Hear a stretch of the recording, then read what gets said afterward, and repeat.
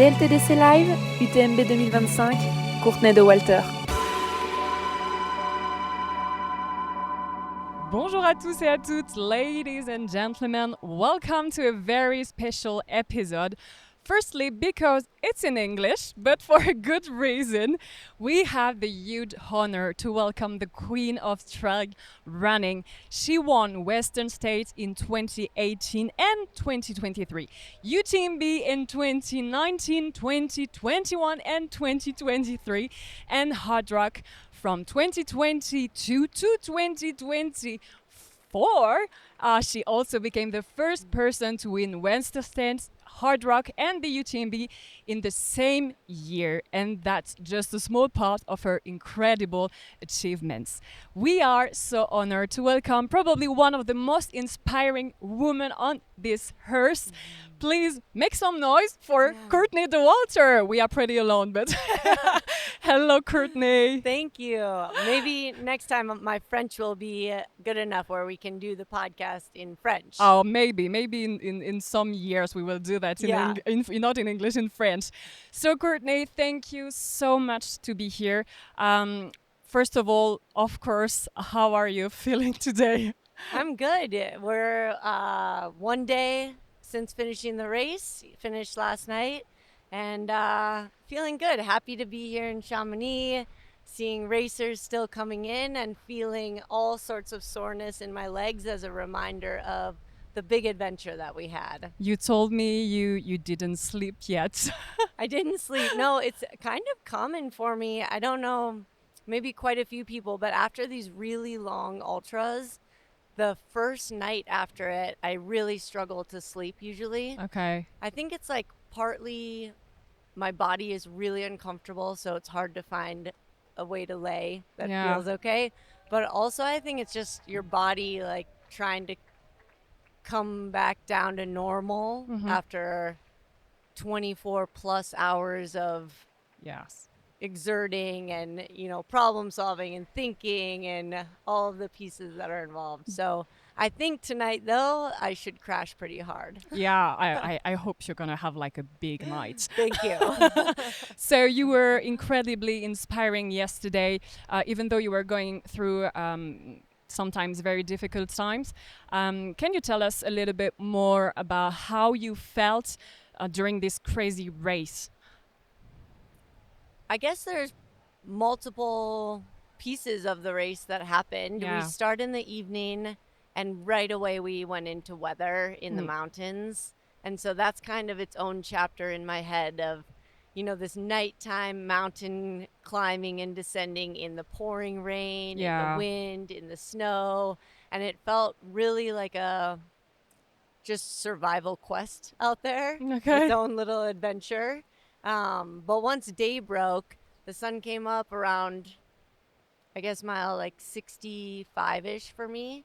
And then it feels like its own new chapter. And that started sort of my struggles to get to the finish line. Yeah, it was like a physical struggle. It was 100% a physical struggle. My heart and my brain were still in the fight very much. And I had no question that I wanted to continue, but my body was just not working with me in that quest. Yeah. Are you used to these kind of conditions? You said it was very complicated with the wind, the cold, negative. So is it something you're used to or not really? I don't seek out that kind of weather for training in, but I live in Colorado and we get storms like this in our mountains as well. So I'm not new to that type of weather or what it, requires of gear choices or how the foot placements might feel a little different as it gets slipperier out there. But I don't spend time looking for the thunderstorms, I guess. In August. Yeah. Definitely. That was crazy. So we saw that it was becoming a bit complicated on the long descent from the Grand Col Ferret towards La Foulie. Did you know at that time that Ruth was catching up with you in the race? Did you have some information at this time? I didn't have any information, but I think my go-to strategy with racing is always to assume that the very talented field is catching up to you no matter what's going on. And Ruth is amazing. She is so strong, and yeah, I think the best assumption for me in that was to assume yes, of course she's getting closer because uh, that's Ruth. Yeah, So you kind of know that she could go there. yeah, absolutely. Did she say anything to you when she was patting you? Yeah, she said, hey, and good job or something. And we hooped and hollered at each other.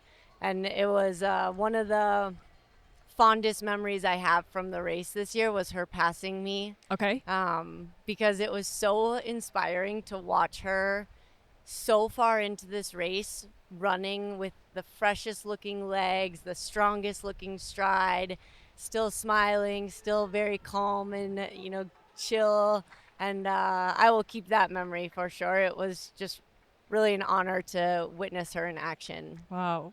Um, did you know at this moment that it will be difficult to catch up with her in the race, or were you still optimistic at this point, or did you know that it was gonna be complicated to come back? I tried to stay really positive and not necessarily about catching her, but I'm on the Solomon team, and our team manager was out cheering on course, and he kept saying anything can happen. And I thought that was a really good mantra to just put on replay in my brain of you don't know what anyone will go through or what their roller coaster ride will look like.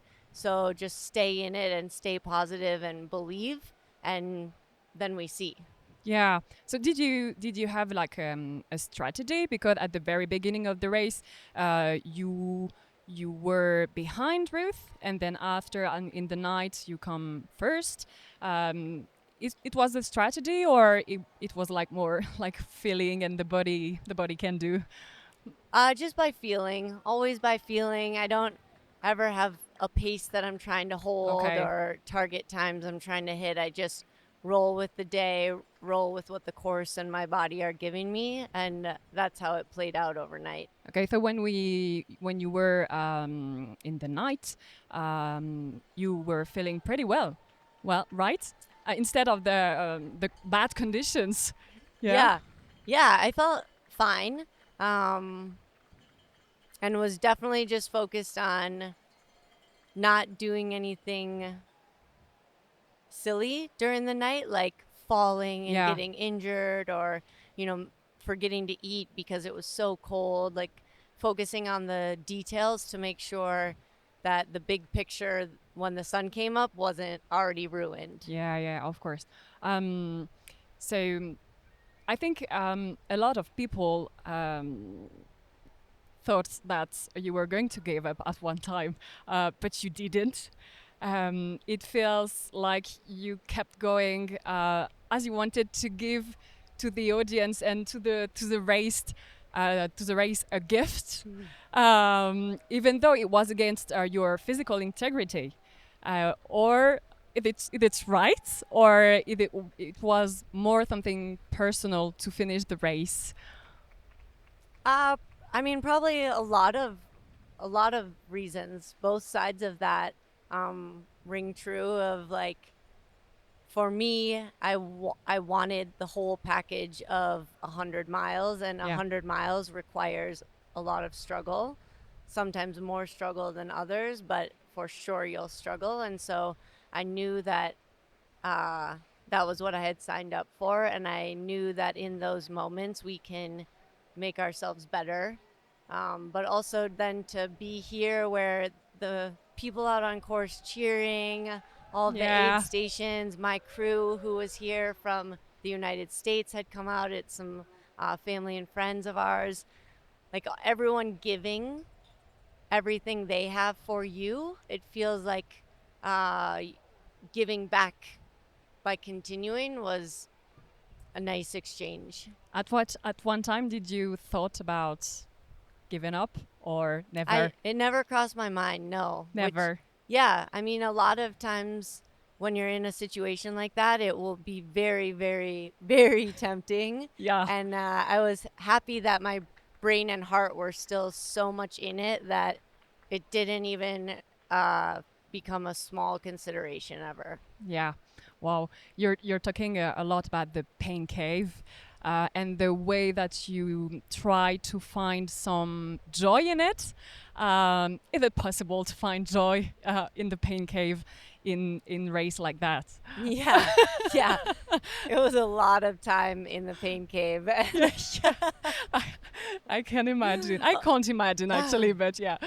A lot of time, and like the minutes and miles were ticking by very slowly. So it really felt like I was in it.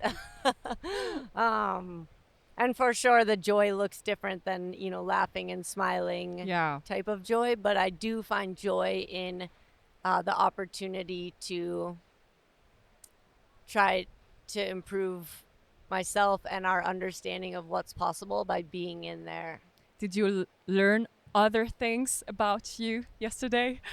Yeah, I think for sure I need some sleep and time to process all Yeah. of the things from this experience because it was so special and just had a lot of layers to it, I think. But um, I did learn a lot, and I know that the time I spent in that cave in those darkest moments of, walking down hills in the last parts of the race when my legs just wouldn't go anymore, like all of that will set me up to be able to go even further into myself the next time I try a race. Yeah, that's pretty amazing because even in the pain cave, you are smiling. You are smiling to people. You are cheering people. This is like a way to keep connected, also to people, to joy, to the energy. Yeah, yeah, absolutely. And that give and take of energy, I feel it. And so if they're smiling and cheering, then I want to give it back as well. And always feel so grateful for everyone who's out there. I mean, there were people overnight out on the trails in the pouring rain cheering Yeah. for runners. Yeah. It's so cool. Sometimes French people are pretty crazy. Yeah.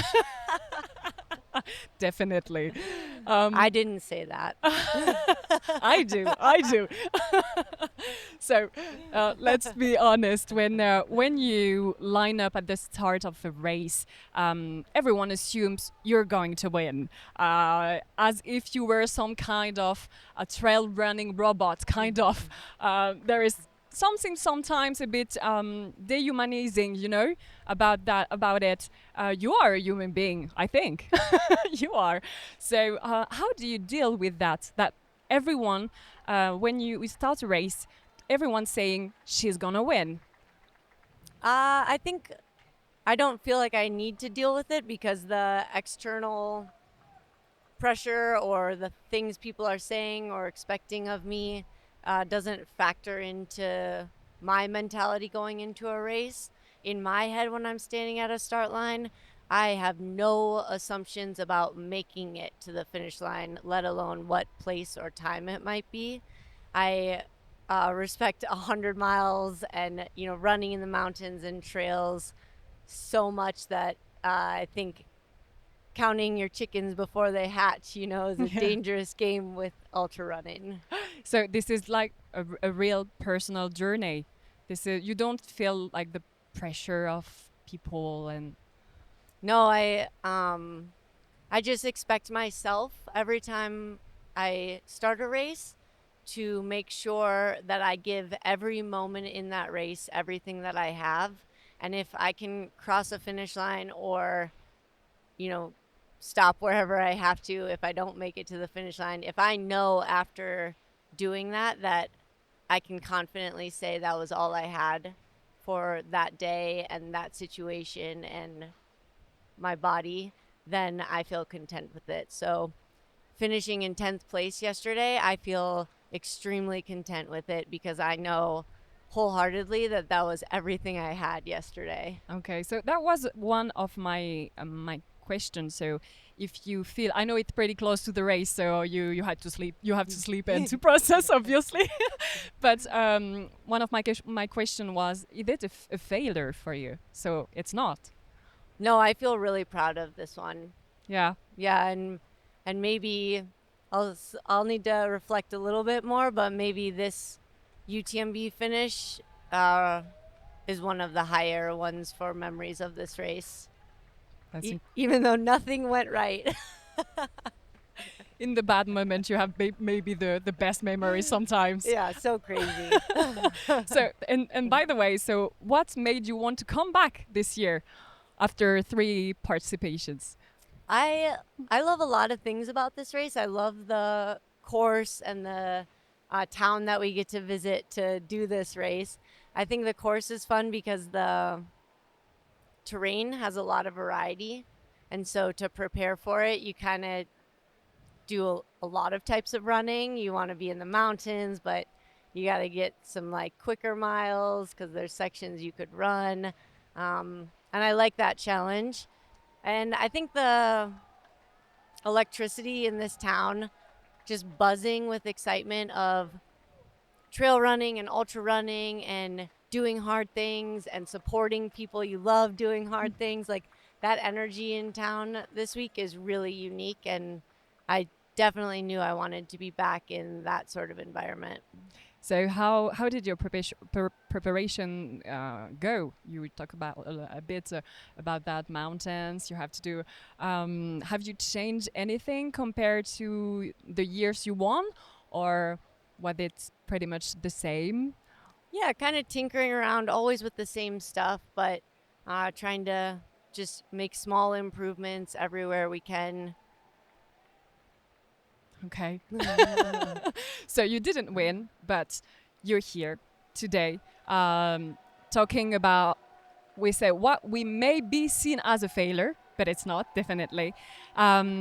Is it important for you to be honest, to be present, even in the most difficult time, even if you didn't win yesterday? It's important for you to communicate about it. Yeah, of course. I think I mean it's part of the whole package, you know? And like to me, the race and the result are the tiniest parts of the story. And the story is all of the preparation. It's from the moment you decide to try something hard and you turn down that road, you know, however windy or bumpy or long it is, but when you decide to go after that thing that sends you on a whole different path, that's the story to me, is that roadway to get there. And then the start line to the finish line is like the tiniest little blip on the memory chart, you know? Yeah. So it's all about the journey again. Yeah, and just like going after something that you don't know if you can do it or not, but now it's leading you to all these cool experiences in your quest to get that goal. Yeah. Is there a finish line to this journey, or is it like a process that never ending kind of? I hope it's a process never ending, or it's like you can always turn on a new road and try something new that's different and challenging you in a unique way that you haven't tried before. That's what you want to do? Yeah. Like continue and let's get maybe surprised by life? Yeah.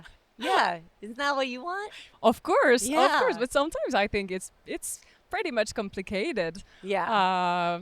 Because you don't dare to do things or to do some, to have some goals because it seems maybe too high, you know. So I think that's why you're very inspiring, because it's like you don't care. That's what you want to do and you do it. Yeah, and trying is the cool part. Whether you get it or not, I think doesn't matter as much, and shouldn't matter as much. Yeah, but I think a lot of people don't do things because they are afraid to fail. Yeah. So if you don't do, you don't fail. Yeah. And I think that's sometimes really, really, very difficult to do things. Yeah, for sure. And that's really good to hear some words like that. That you say you're 10th, but it's not a failure. It's a yeah, it's something that's building you. Yeah, part of the story. Yeah, part of the story. Of course, it's true that you dominated for years. You almost won everything. Um, and today, with Ruth, with Katie, and other amazing athletes, the competition is becoming fiercer. How do you see this development in women's racing? Are you happy about it, or do you not care and you're focused on yourself? No, I am so excited for women's trail racing, women's ultra running. It's a very cool time to be in the sport. I feel thankful that, you know, my timeline in the sport has been what it is so that I could overlap with, some of this growth that's happening, all of these women pushing over barriers and deciding to just go for things full on and see what's possible instead of letting someone else tell them what they're capable of. So I feel really fortunate. It's really cool to see, just distances, times, like efforts. People in the sport now are crushing it. Is that pushing you in kind of way also to do better? Yeah, it's like a wave, momentum builds and it grabs everyone in its path and we all get better because of it. Yeah. Are you sharing with others sometimes, with your competitors, about what you are living, about the development also in ultra running for girls? Because I think there is a spotlight on it for like 1 or 2 years more than before, and a lot more and more girls are coming to this distance. Do you think this is a good thing? Yeah, I think it's great. I want all the women lined up on these start lines.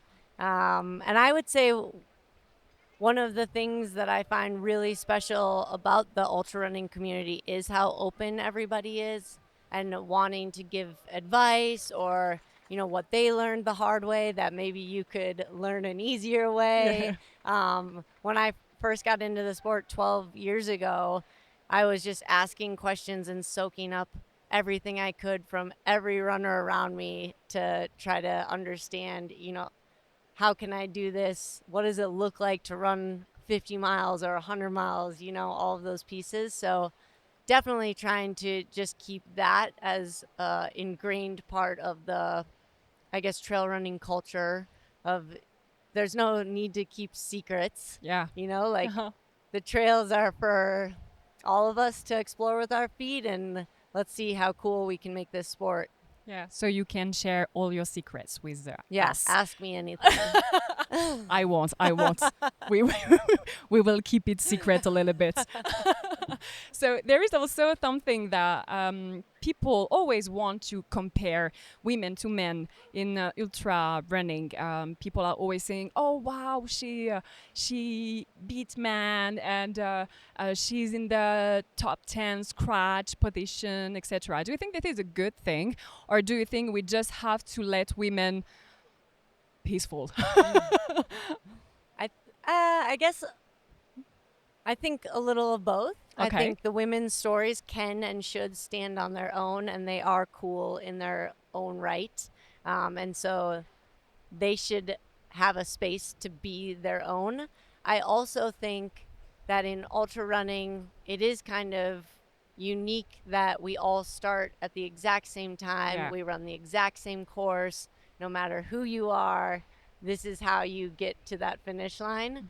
And that makes it kind of fun to play around with what could be possible. Because as the distances get longer, I do think that there's a lot more variables at play than just muscle size, for example. And for sure, muscle size is a factor. Yeah, of course. But also like stubbornness, problem solving, patience, endurance. Like there's a lot of other pieces to the puzzle that make it kind of fun to all start at the same time and just see. We say a lot that women could be better than men in ultra distance. Do you think so? I don't know.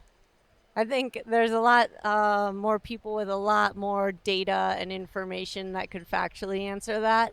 But I do think as that time on the clock, the distance gets longer, there are so many more variables that make it an interesting game. Yeah, women are strong.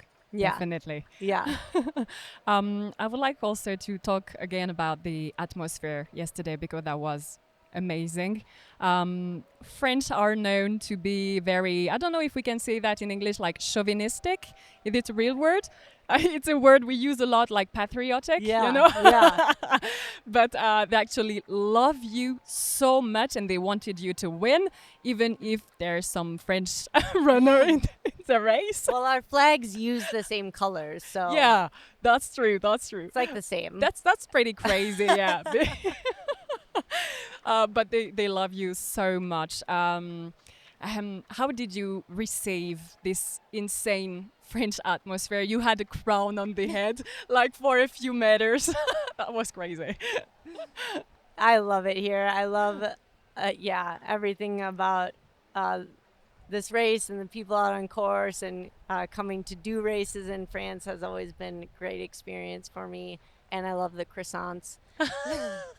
Not the pain au chocolat.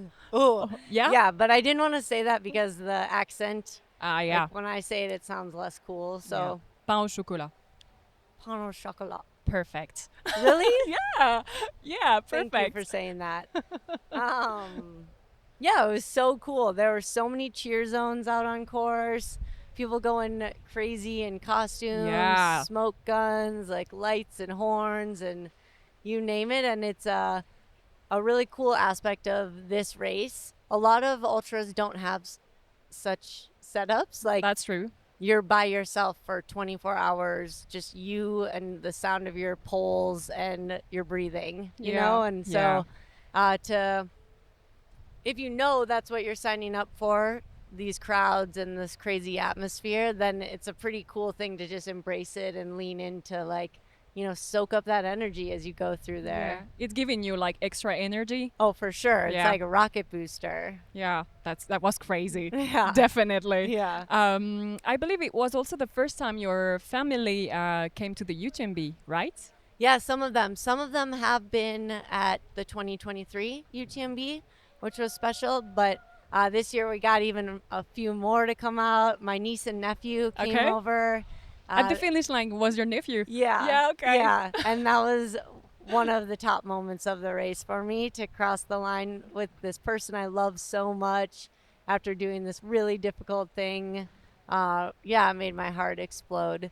So it was really cool, and it was definitely one of the things that kept me going when it was so difficult. That was such a beautiful image. And during the race, we saw you hugging them, Yeah. and that was beautiful.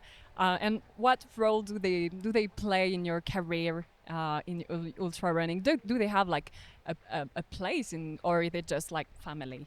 They're just family, and maybe their role is to, just keep it nice and goofy and not anything related to running or results, or, they don't care. They didn't care what place that I got yesterday. They were just so psyched to be there and to give high fives every time we saw each other, or bear hugs. So, a good, keep it grounded, Yeah, they're here for you, Yeah. no matter what. Yeah. So if you have to keep in mind one image or one moment of your race yesterday, what would it be? Just one is difficult for sure. Probably when I was coming into Trient, Yeah. which is maybe, I'm not sure the mileage, but it's getting close to the finish, but Yeah. you still have many hours to go. Yes. Close, but not close.